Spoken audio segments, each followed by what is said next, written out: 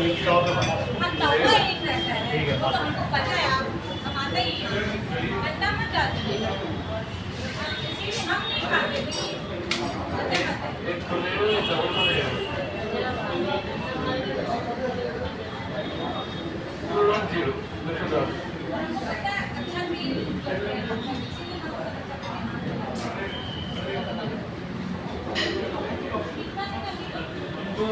বলো কিছু।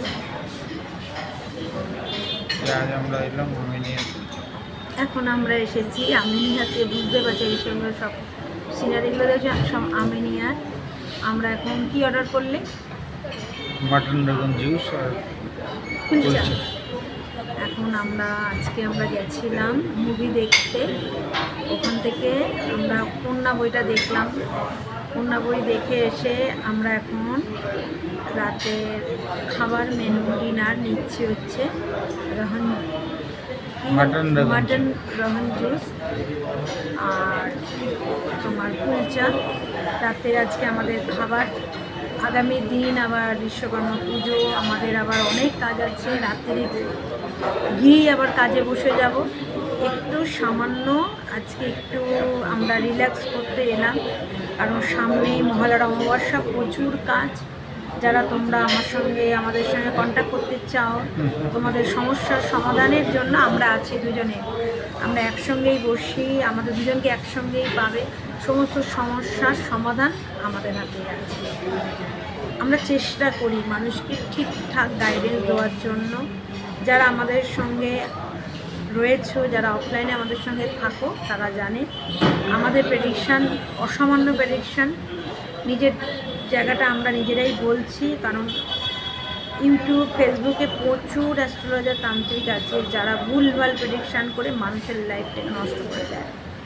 কারণ ফেসবুক আর ইউটিউব প্ল্যাটফর্মটা সত্যিকারের যারা প্রতিভাধর মানুষ আছেন, যারা আমাদের মতো অ্যাস্ট্রোলজি এবং তান্ত্রিক শাস্ত্রটাকে উন্নত থেকে উন্নততর শিখরে মানুষের প্রয়োজনে কাজে লাগাচ্ছে, তাদের জন্য আমি বলবো যে সত্যি মানুষ বিভ্রান্ত হয়ে পড়ছে কখন কোন অ্যাস্ট্রোলজারকে তারা দেখাবে, আর ওরা বিভ্রান্তই হয়ে পড়ে। মানুষ সেরকমভাবে যদি গাইডেন্স পায়, একজন জ্যোতিষ যদি সত্যিকারে গাইডেন্স দেখায়, আমার তো মনে হয় না যে সে বারবার বিভিন্ন রকম জ্যোতিষের জায়গায় পৌঁছে যায়। কারণ আমাদের কাছে যে একবার দেখিয়েছে তারা আমার তো মনে হয় না অন্য কারো কাছে যায়। কারণ সব সমস্যার সমাধান আছে জ্যোতিষশাস্ত্র, আর জ্যোতিষশাস্ত্রটাকে ঠিকমতো পড়াশোনা এবং এটাকে মানুষের কল্যাণের কাজে লাগানোটাই হচ্ছে অ্যাস্ট্রোলজারের কৃতিত্ব।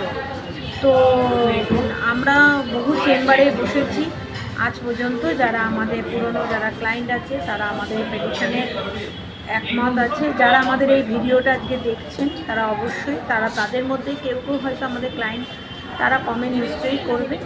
তো আমি একটাই কথা বলবো যে জ্যোতিষীর কাছে গিয়ে প্রথমে আপনাদের সমস্যার কথা বলবেন না, জ্যোতিষীকে দেখুন জ্যোতিষীরা কী বলতে চাইছে। জ্যোতিষীরা যদি আপনার সমস্যাটা বলে দিতে পারে তাহলে সেই সমস্ত অ্যাস্ট্রোলজারের কাছে দেখান।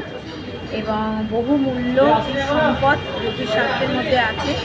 দ্বাদশ ভাবের মধ্যে সব ভাবটাই আমরা বলতে পারি, কিন্তু মানুষের এখন ধৈর্যটা এতটাই অল্প যে তারা ওয়েট করতে পারে না। তাদের যদি কোনো খারাপ সময় থাকে, আমি বলবো খারাপ সময় ঈশ্বরের নাম করাই সবচেয়ে ভালো।